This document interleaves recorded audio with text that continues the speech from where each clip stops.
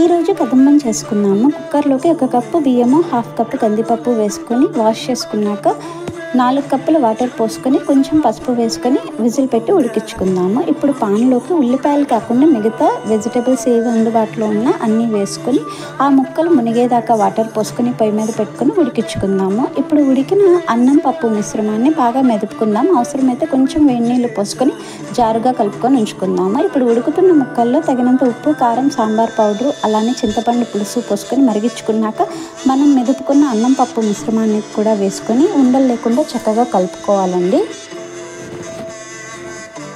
ఇప్పుడు ఇందులోకి మనం పోపు పెట్టుకుందాము. బాండీ పెట్టుకొని ఆయిల్ వేసుకొని ఆయిల్ హీట్ అయ్యాక ఆవాలు, జీలకర్ర, ఎండుమిర్చి, కరివేపాకు పోపుని రెడీ చేసుకొని అది కూడా ఇందులోకి వేసుకొని బాగా కలుపుకుంటే కదంబం రెడీ అయినట్టే. వీడియో నచ్చితే ప్లీజ్ లైక్ చేయండి, షేర్ చేయండి అండ్ సబ్స్క్రైబ్ చేయండి.